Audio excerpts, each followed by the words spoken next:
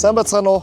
Автартех маань бид нар явсаар хагаад Итали улсад ирчихсэн байна. Тэр зам контент хаанаас эхлэх үү гэж нэлээд бодож бас жоон судалж уншсны үр дүнд Итали улсын төрийн нотноо хамгийн анхны дугаараа хийхээр бэлчсэн байна. Тэгээд бидний ард байгаа газар бол Италийн автомашины түүхийн музей болох одоо Италиар унших юм бол Museo Nazionale dell'Automobili гэдэг ийм газар ирсэн байна. Энэ болохоор 1930 онд Итали машины түүхийг харуулах зорилгоор бий болсон ийм музей байгаа. Тэгээд одоо энэ дотоошоогоор сонирхъя.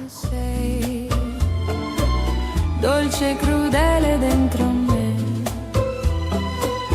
Mi fai tremare, mi fai sognare. Mi fai morire poi amare.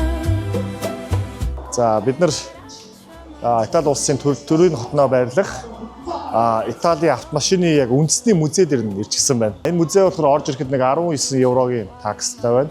Тэгээ бидний сайн мэдэх Милан хотоос нэг 150 орчим километрийн зайд байрладаг. Яагаад Турин гэдэг хот байгаад байгаа юм бэ гэхээр Итали улсын тухайн цаг үеийн буюу одоо хамгийн шилдэг инженерүүд, дизайнерууд, зохион бүтээгчид ерөөхдөө Турин хот гэд одоо ингэж бөөгнөрл байдаг. Тэр утгаараа Италичууд маань автомашины музейгээ буюу Итали улсын автомашины түүхийг хадлах зорилгоор 1930 онд хамгийн анх энэ музейг эхлүүлсэн байлаа. Тэгээд одоо байгаа энэ музейд болохоор нийт 250 гаруй автомашин байна. Түүнийх нь эдгээр машинууд нийт нэг 80 орчим брендийн ийм машинууд байгаа. Тэгээд бидний ард зогсож байгаа энэ зүйл бол муу адил Италийн бас хамгийн анхны өөрөө явж тээврийн хэрэгслүүдийн одоо туршлагын хэлбэрүүдийн нэг. Гэхдээ хин хийсэн бэ гэхээр нөгөө алдартай Leonardo da Vinci гэж хүний хийсэн 1478 оны автомашин. Тэгээд автомашин гэж одоо нэрж бодъё те. Яагаад тэгэхээр хөдөлгүүр нь юу байсан бэ гэхээр нөгөө номон хөдөлгүүрт гэдэг. Номон хөдөлгүүрт. Ийм онцгой машин гэдэг. Leonardo da Vinci-гийн машин. Одоо яг музейгээр орж хамгийн ихэд ухцдаг юм байна.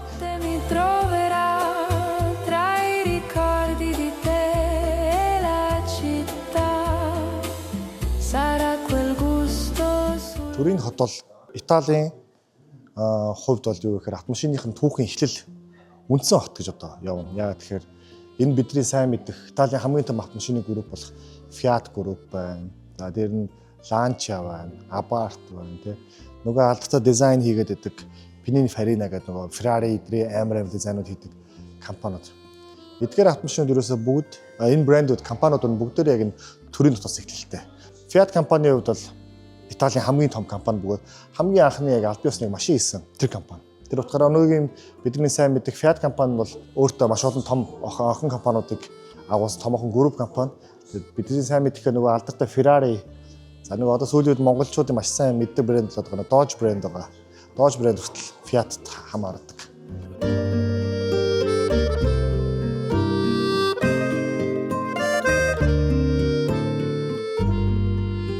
1886 онд Германы Gotthard Daimler гэмээр одоо хамгийн анхны автомашиныг бүтээжсэн бол Италичууд ч гэсэн муу адил зохион бүтээгч тийм үндэстний нэг юм.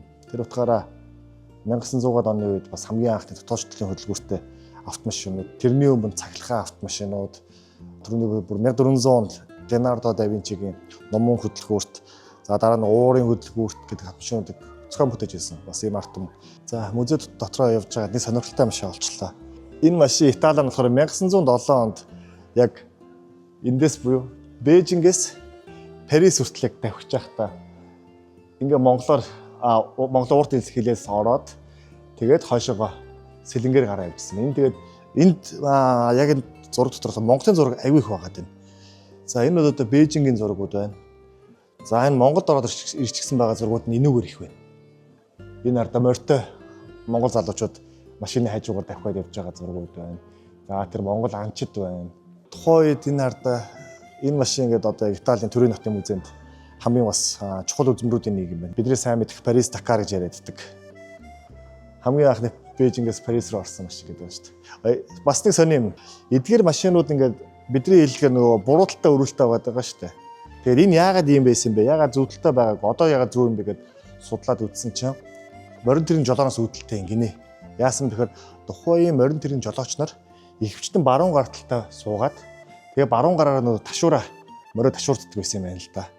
Тэр утгаараа машины жолооны өрүүлэг хийхдээ муу адил хамгийн их баруун талтай өрүүлтэй машин хийж байгаа хожимо 1900 оны ихэр 100 гарталтай жолооны хүрттэй болсон юм байна.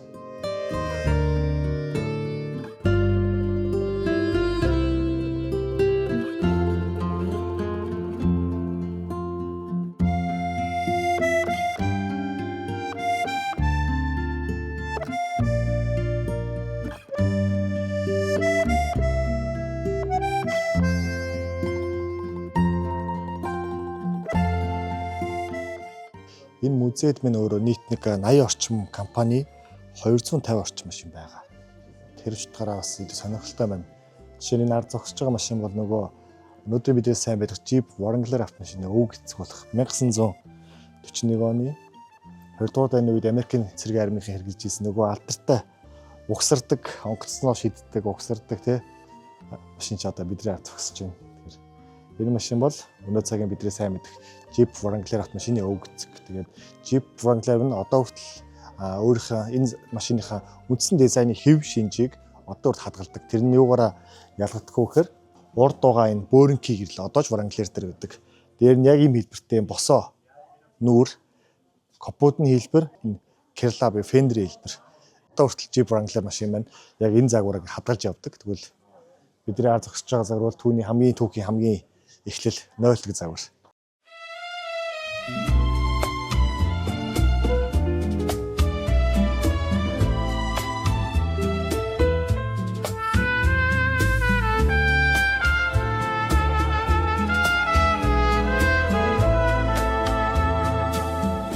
Hai lasciato il profumo tuo tra le mie mani e la sera,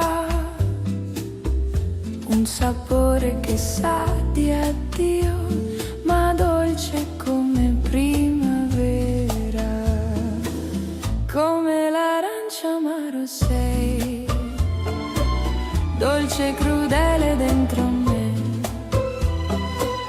mi fai tremare, mi fai sognare, mi fai morire. Итали хүмүүсийн хувьд одоо герман хүмүүсээс ялгарх одоо онцлог нь миний өөрийн хувьд бол илүү их тийм мэдрэмжийг амар өндөрөөр үнэлдэг, мэдрэмж таашаал гэдэг зүйл айгүй их одоо ачаалбут өгдөг хүмүүс боддог. Тэр ч утгаараа бас италичуудын хийсэн машинууд өөр өөр гэсэн онцлогтой. Тэгээд одоо болохоор бид нэр одоогийн цаг үеийн бидний хамгийн сайн мэдэх нөгөө Ferrari, Lamborghini гэх тэ.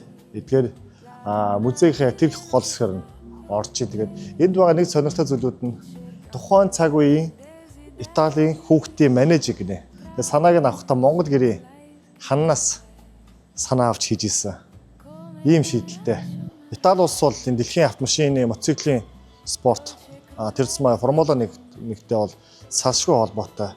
Мангатчуудын нэг.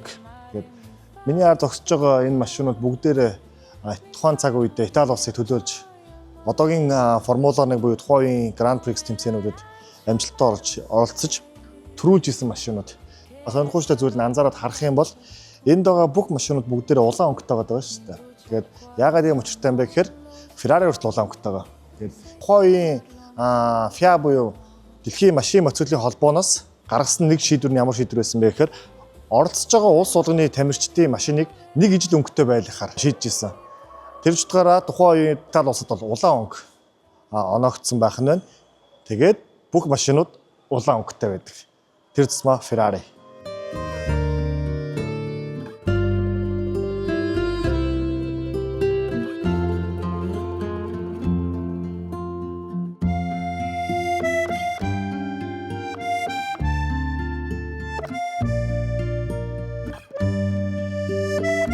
За одоо бид нар музейнийхаа яг Ferrari-гийн хэсэгт нь ирчихсэн байна. Тэгээд нэг амар сонирхолтой зүйл нь юу гэхээр яг энэ дотор байгаа бүх машинууд нь бүгд яг жинхэнэ бөгөөд Ferrari-гийн бүр нөгөө хамгийн үнэтэй загваруудын нэгүүд нь энэ дөрөс бүгдээрээ байдаг юм. Одоо ингээ харах юм бол тэр нөгөө Monza SP1 байна. Нөгөө нэг алдарт Daytona SP3.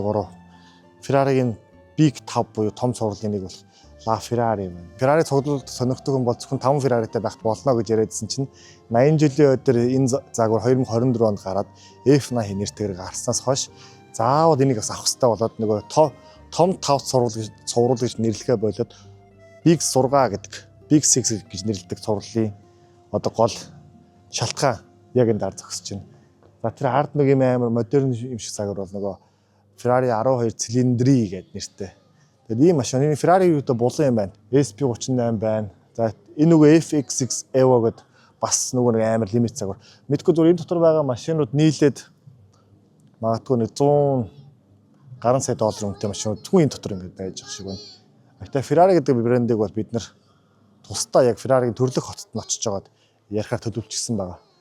Ямар ч хэлсэн Италийн автомашины төрлөх их нутаг болох Турин нутнаа ирэх юм бол үндэсний автомашиныхаа музейгээр заавал орж сонирхох ёстой газруудын нэг мөнөөс мөн юм байна шүү.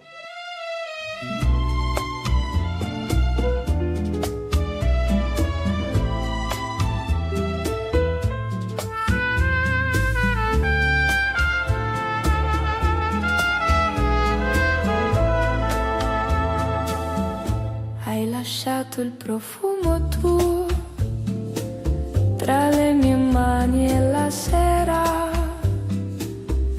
un sapore che Энэ музейг үзээд бодоод хахад Италичуудын өөрсдийнх нь бас юм инженерчлэлийн шийдлүүд гэх юм уу да тий. Түүгийн сурвалжуудаар бол энэ одоо чинь манай эртний өмнөх 500 жилийн өмнө ингээд олон морь холбоод нэг тэрэг хийгээд илүү хурдтай илүү юм одоо түргэн одоо явах боломжтой гэдэг. Тухайн үед хийжсэн зургууд нь тэр үеийн одоо энэ уурын хөдөлгөөрүүд байна тий. Одоо энэ гэхэд одоо бас нэг төрлийн хөдөлгөөртэй хийгдсэн автомашин. Ийм биш нь тэгээд Италичуудын хувьд бас германчуудаас бол ерөөсөө огтхонч дутхааргүйгээр инженерчлэлийн сэтгэлгээтэй ийм арт түмэн байсан бас музей дээр бас хараад ерөөдөө маш сайн ойлгогдож байна. Тэгээд түрүүлсэн та Итали улсад ирж байгаа бол Итали улсын автомашины төрлөх газар буюу анх үүссэн газар болох Итали улсын Турин нутнаа заавал ирээд үндэсний автомашиных нь музейгээ сонирхоорой гэж автотын зүгээс зөвлөж байна. Тэгээд энэ удаагийн дугаараа энэ үргээ дуусгая. Тэгээд удахгүй дараагийн дугаараар уулзцгаая.